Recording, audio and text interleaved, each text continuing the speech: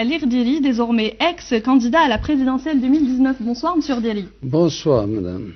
Alors, monsieur Rdiri, vous venez un petit peu de nulle part. Vous avez 42 ans de carrière à votre actif au sein de l'armée.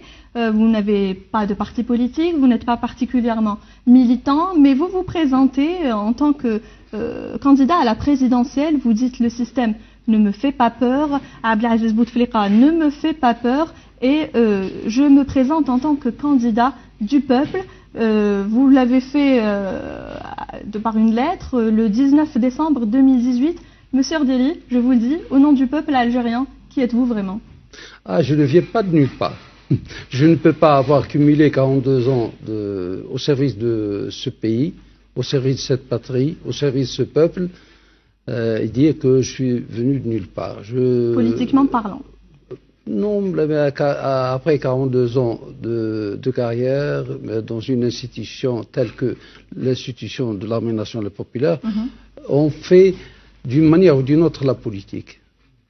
Parce que tel est le métier des armes. On ne peut pas connaître l'art de la guerre sans parler de politique.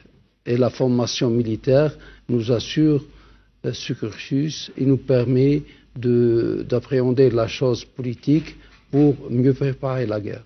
Vous avez fait un doctorat en sciences politiques, justement. C'est ce qui vous a amené à aimer ce métier, peut-être un jour de devenir président de la République? Non, pas forcément, parce que c'était, je dirais, j'étais enclin depuis mon jeune âge à la fois à faire le métier des armes, à embrasser le métier des armes et à m'intéresser à la chose politique. Oui, mais pourquoi aujourd'hui? Pourquoi maintenant? Qu'est-ce qui a déclenché Parce qu'on ne peut pas faire les deux choses à la fois. J'étais militaire, j'ai fait mon métier d'officier, je l'ai exercé autant que faire se peut pour être à la hauteur des missions qui m'étaient confiées par le commandement. Et une fois que j'ai pris ma retraite, je me voyais en droit d'exercer le métier, enfin de m'investir dans le champ politique, disons. Et justement, on va en parler de cette retraite. C'était en septembre 2015, si je ne me trompe pas. C'était novembre 2015, 1er novembre 2015. D'accord. Est-ce vraiment votre décision ou vous y avez été poussé, honnêtement? Poussé, honnêtement, parce que ce que je vais dire là pourrait surprendre certains, et je ne peux pas dire le contraire de ce qu'est la réalité. J'avais demandé en 2011 déjà à quitter les rangs. Ma demande a été rejetée par le président. Oui. Il y a eu une autre demande de mon commandement en 2013 qui a été aussi rejetée par le président. J'ai fait une demande en 2014 qui m'a été refusée par mon commandement. Et en 2015, j'avais décidé de partir. Pourquoi? Parce que j'avais atteint l'âge de 60 ans et le statut des personnels militaires stipule dans son article 20 que la limite d'âge dans le grade de général-major, le grade que j'avais, était de 60 ans. Et ayant initié moi-même le statut général, je ne pouvais pas ne pas respecter des choses pour lesquelles j'avais milité. Je me devais de donner l'exemple. Donc cela n'a rien à voir avec les événements qu'il y avait à cette époque-là, les changements qu'il y avait à cette époque-là? Non, absolument, bien que je n'ai pas été d'accord avec le quatrième mandat, mais cela n'a rien à voir avec ça. D'accord. Monsieur Rdiri, vous êtes sorti, vous dites donc candidat du peuple, vous êtes sorti le 8 mars dernier pour rejoindre le peuple. Justement, vous avez été, excusez-moi de le dire, mais c'est une réalité, limite chassé par certains manifestants. Vous pensez que, parce qu'on va le dire, vous étiez un petit peu le favori au début quand vous êtes porté candidat, et aujourd'hui vous êtes limite chassé des manifestations. Est-ce que vous pensez que ça a un rapport avec un événement qui s'est produit durant votre campagne ou... Madame, le peuple ne peut pas être concentré en face du tunnel des facultés à Alger. Moi, j'étais descendu au niveau du Sacré-Cœur et j'ai fait tout le chemin à pied. J'étais avec le peuple. j'ai discuté avec les gens. Je suis descendu sans qu'il y ait quelques dégâts que ce soit. Et j'étais au courant qu'il y avait un petit groupuscule qui a été placé là où il devait être. Et il était au rendez-vous du côté du tunnel des facultés.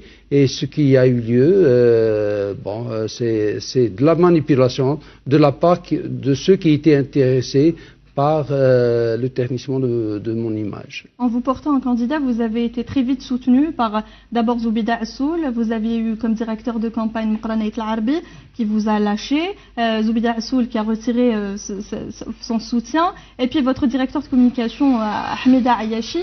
C'est dû à quoi selon vous? Comment vous voyez la chose? On ne me lâche pas, madame. On ne m'a pas lâché. Ils se sont retirés. D'accord, oui, ils se sont retirés, chacun sa culture. Ça comme ça, mais à chacun vous sa culture. Comment? Je vais vous répondre. Ahmed Ayash, c'est pas moi qui l'ai ramené. C'est mon directeur de campagne, en l'occurrence M. Mqrana Yait Larbi, qui l'a ramené. Oui. Et il est parti comme il est venu, suite d'après ce qu'il a dit. Pour des raisons Selon ce qu'il a dit, il avait dit que c'était par rapport à une décision qui vous appartient concernant les jeunes qui ont fait appel à l'ANSEJ. C'est moi le candidat et c'est moi qui décide, et il n'appartenait pas à M. Ahmed Alaïa de me dicter quoi que ce soit. Donc s'il n'était pas d'accord, il n'avait qu'à partir, il a bien fait partir. Non, mais il est parti, c'est un non-événement. Il est libre de ses choix. Il est venu lorsqu'on lui a demandé de venir. Il est parti et je respecte ses choix.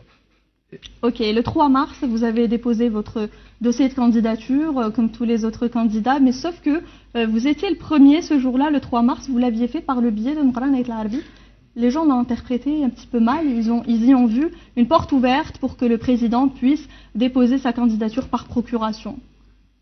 Qu'est-ce que vous avez à répondre? Madame, les choses ne se sont pas passées exactement comme ça. Nous, on ne sait pas, c'est pour ça qu'on vous pose la question.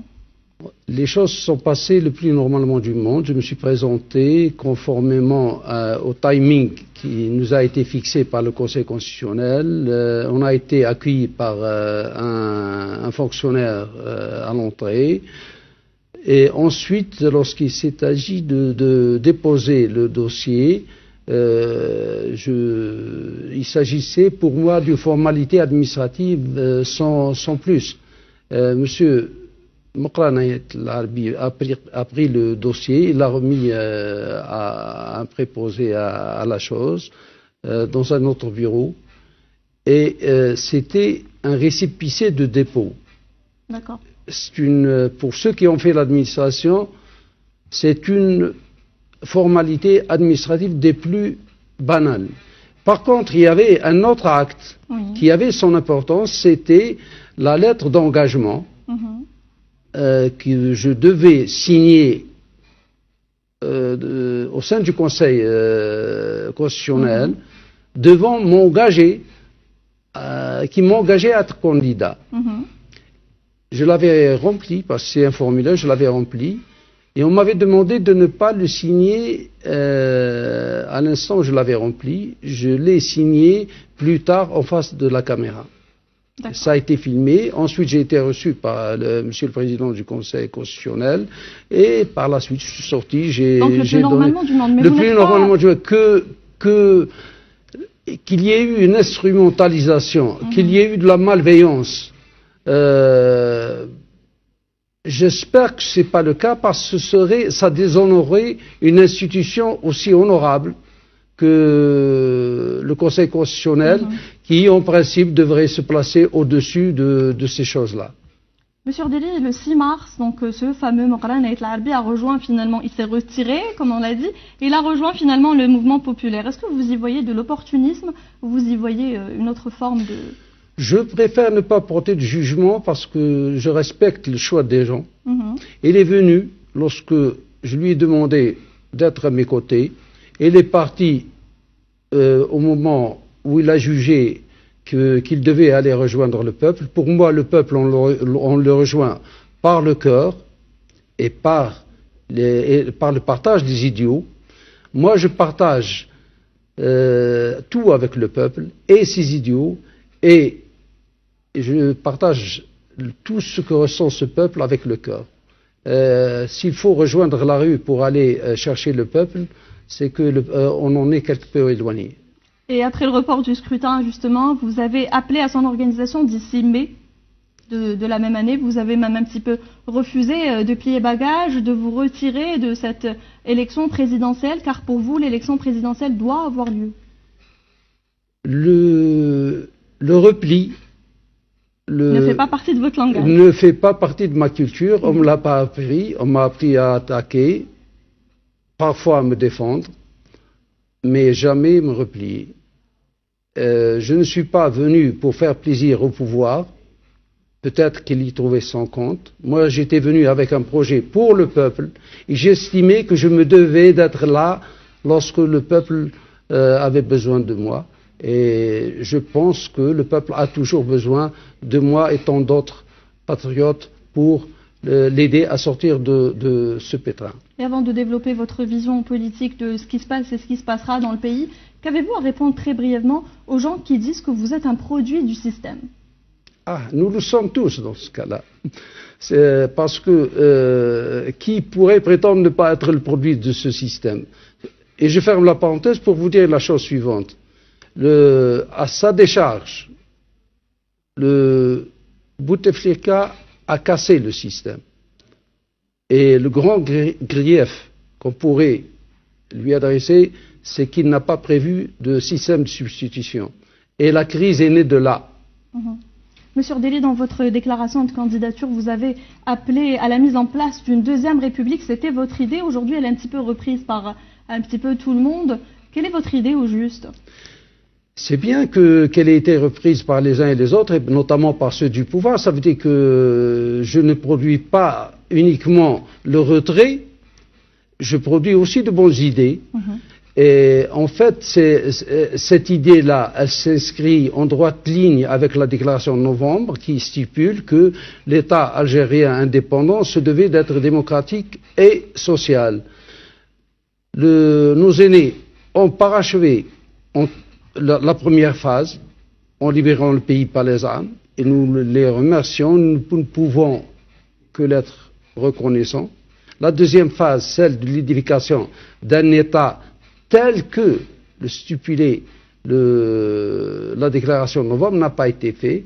Moi, je me suis dit que la Deuxième République se devait de parachever ce que la déclaration de novembre stipulait. Voilà. Vous dites aussi le fédéralisme, c'est la division du pays. Qu'est-ce que vous sous-entendez? Non, c'est dans un contexte bien déterminé. Parce qu'on avait parlé de mon désaccord par rapport à cette question-là, et j'avais dit clairement que tout pays, toute nation est le produit de son histoire. Si le fédéralisme a fonctionné ailleurs, le confédéralisme aussi a fonctionné ailleurs, il n'est pas sûr qu'il fonctionnerait chez nous. Pourquoi? Parce qu'il n'est pas le produit de notre histoire. Et que l'État est fragile et la nation autant qu'il faille aller vers la consolidation de l'État, qu'il faille raffermir le socle de cette nation. Et si demain, lorsque je dis demain, la génération, votre génération, celle de vos enfants, estime que le fédéralisme est une solution pour les problèmes de l'Algérie, eh bien, qu'il en soit ainsi. Mais je considère qu'en les conditions actuelles, le fédéralisme serait mortel pour l'unité nationale. Je le dis, je l'assume. Monsieur Rdeli, certaines parties proches du pouvoir et vous-même, vous aviez déclaré que des forces extra-constitutionnelles avaient pris les rênes du pays depuis 5, 6 ou 7 ans déjà. Qu'est-ce que vous voulez dire par là? Qui sont ces forces extra-constitutionnelles? Madame, les institutions, nous les connaissons. Elles sont celles que prescrit la Constitution. tous ceux qui n'ont pas de responsabilité dans le cadre de ce que prévoit cette constitution comme institution sont considérés comme force extra-constitutionnelle, qu'ils soient du monde des affaires ou du copinage ou d'autres choses. Et vous avez fait partie de l'armée, on l'a dit en début d'intervention. Qu'est-ce que vous pensez des déclarations du général Ahmed Gaïd Salah qui au début avait un ton assez menaçant et aujourd'hui lie sa voix à celle du peuple? Madame, logiquement, une armée comme l'armée algérienne, oui, qui est son intitulé d'ailleurs le dit assez bien, est nationale et populaire, elle est l'héritière de l'ALN, ne peut pas, ne devrait pas, et jusqu'à l'infini, avoir une autre posture que celle que réclame le peuple. C'est ça la posture, c'est ça la position de l'armée par le passé et l'avenir. Est-ce que l'armée aujourd'hui lâche Bouteflika? Non, lorsque le choix si se pose en termes, voilà, oui, madame, lorsque le choix se pose entre l'individu ou le groupe ou la nation, on lâche l'individu quel qu'il soit, parce que lorsqu'il y va de la sécurité de l'Algérie, de la sécurité de cette nation, du devenir de cette nation et de l'État, nul n'est important par rapport à ça. Très bien. Monsieur Rdeli, très rapidement, parce que nous arrivons à terme de cette édition, malheureusement nous n'aurons pas le temps de finir tout ce qui était prévu lors de ce journal télévisé. Est-ce que vous avez un dernier mot à dire à nos citoyens, à nos téléspectateurs qui vous regardent, une sortie, une issue de cette crise politique, sociale? Moi, je dis au peuple algérien que moi, lorsque j'ai fait appel au peuple, j'ai dit que j'avais le peuple comme support, comme point d'appui. Sincèrement, je comptais, j'avais cru en ce peuple, et j'y crois toujours, et j'escomptais cette vague, cette révolution après au moment de la campagne. Je me suis dit que ce peuple-là va se soulever d'une manière ou d'une autre pour défendre ses choix et défendre l'urne.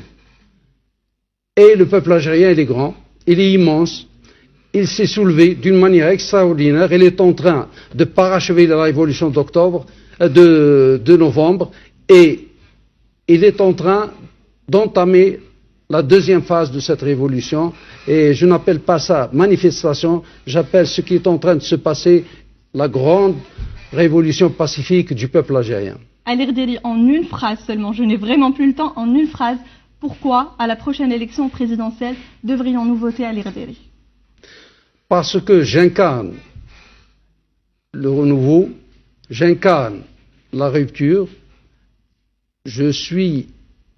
lorsque je décide, je vais jusqu'au bout, et parce que j'ai l'esprit de sacrifice en tant que personne. Merci beaucoup Ali Rdeli. Je rappelle que vous êtes ex-candidat à la présidentielle 2019. Merci d'avoir répondu. Et le prochain candidat aux élections présidentielles. Et prochain candidat, c'est annoncé, voilà, c'est dit. Merci de nous avoir suivis. Prochain point.